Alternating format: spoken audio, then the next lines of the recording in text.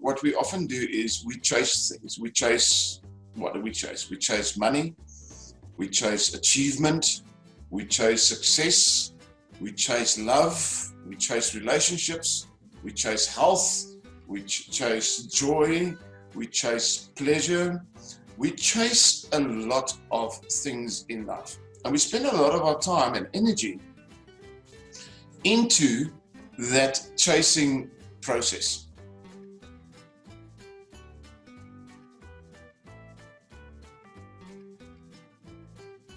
But I'm wondering how many of you guys have ever realized that when you chase something, you never catch it.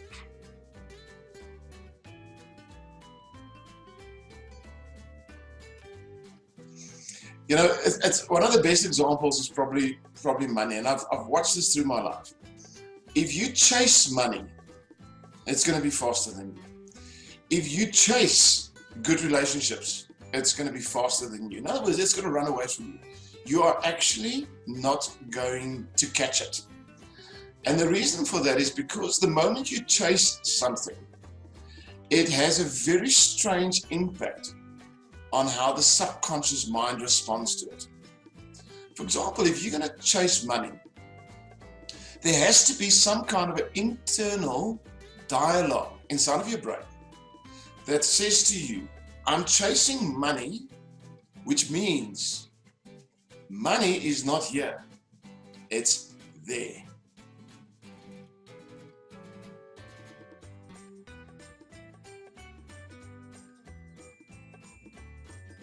The moment you chase something on a subconscious level, you are instructing yourself that you don't have it.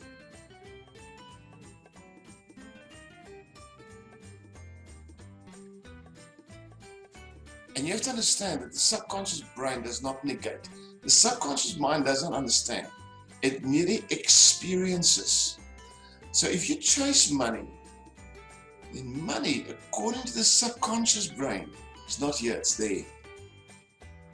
If you chase relationships, good relationships, the fact that inside your internal dialogue, you have to chase it, it means it's not here. It's over there. And as long as it is over there, you cannot experience it. It's not yours to possess. You're going to be chasing it for the rest of your life.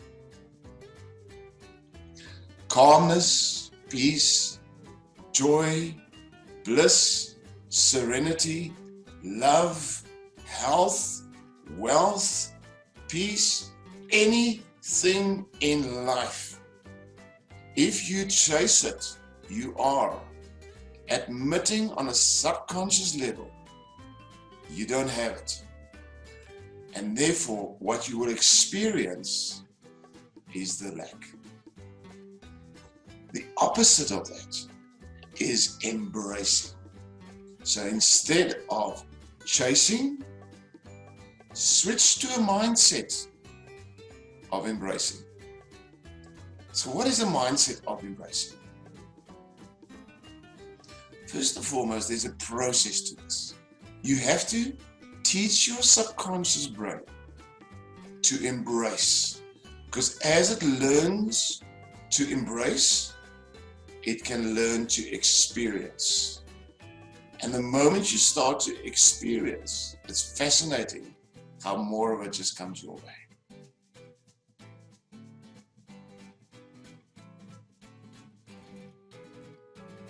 So I'm going to explain to you guys how I've done it and then adapt it for your life.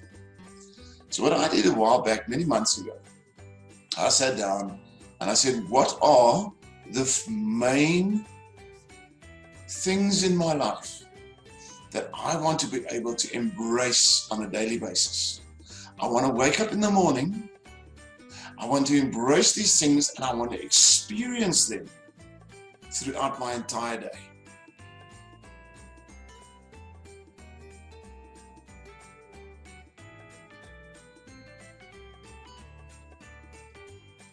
And I chose 4 words to describe what I want to embrace. The first word was love. Second word was joy. Third word was health. And the fourth word was wealth. So I've got love, joy, health, and wealth. Every morning when I wake up, while I'm still in bed, when my eyes open, I've taught myself this discipline. And I remember this morning, in fact, when I did it, I was lying in bed, the wife woke up before me, and we've got dogs in the house, and the dogs was busy, and some of the dogs are sleeping in the kids' rooms. And I was still asleep, and the wife came in and she brought me a cup of coffee. So that was a wonderful way for me to start my day with love. And I became consciously aware of the love I have in my life. I've got so many things in my world that I can love. I've got beautiful views, I've got a beautiful house, I've got a beautiful wife, I've got beautiful children, I've got beautiful pets, I've got a beautiful garden, I've got a beautiful job, I've got beautiful people that I deal with. Can you hear what I'm doing? I'm framing my brain, I'm preloading my state of an expectation, embracing state of love. And I do that through a process of gratitude. I become aware of all the things in my life that I can love.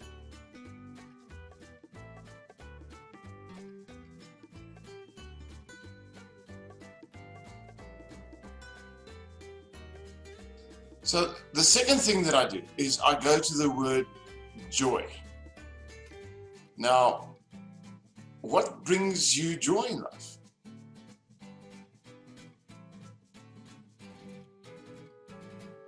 What makes me joyful? What is there today that I can do that's going to create joy? What's on my calendar that's in my schedule already that I am going to enjoy? So I look at things that gives me joy, that I love doing, because love and joy are very, very close to each other. You see, when I experience love, I experience joy with it as well. Playing with my pets gives me joy. Teaching people that are hungry for knowledge and wisdom and understanding gives me joy. So I go and I deliberately ask, what is it today that's going to bring me joy? And I preload that understanding in a manner of embracing it. I then go to health.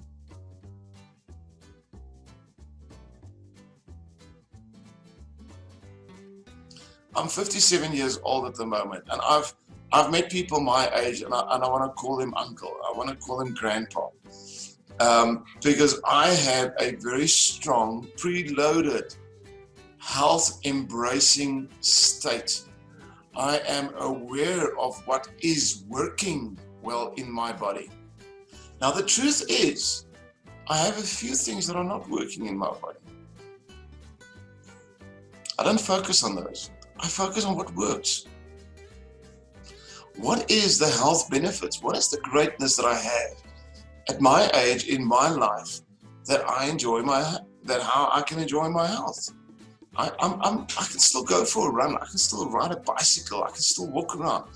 I've got great blood pressure. My blood sugar is perfect. I'm happy in my health, and I embrace that.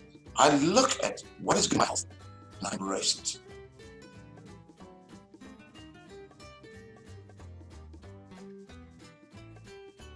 Last one is wealth. Now, the moment we start talking about wealth, a lot of people believe wealth needs to be money. Wealth and money is not the same thing. I go according to wealth. I look at the house I live in, and I sometimes ask myself, if I had to build this house with my hands, how long would that have taken me? If I had to lay all these bricks and the piping and the roof and everything, it would have taken me years. Wealth means I can live in this magnificent place. But I look for signals and I think about things about wealth. I'll give you a practical example. At the moment, we're hiring a massive office. And with lockdown, I haven't been to the office now for almost 2 months. But I still need to pay rent.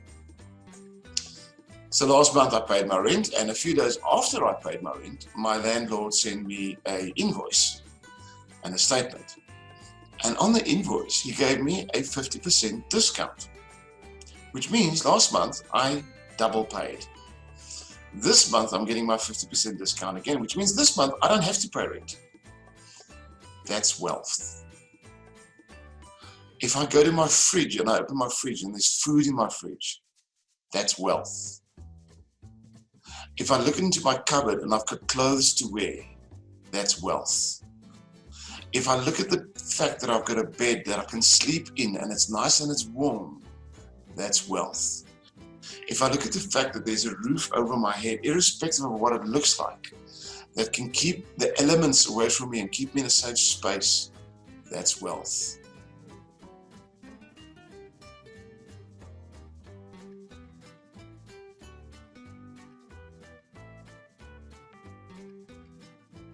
So, here's the concept I want you guys to understand. If you wake up every day and you take those words and you embrace them and you unpack them a little bit and you give a detail and you start your day in that state of embracing what you have, you teach your brain to be aroused to it so that it finds more proof of it throughout your day. As you find more proof of it, and your brain enjoys finding the proof, your brain also learns to find, here's the key, more opportunities where it exists. If I get into a preload state of embracing the gifts I have in life, I teach my brain to find potential opportunities throughout my day where I can find more of it. So instead of chasing, I go into a state of embracing. And embracing allows me to increase what I'm already embracing.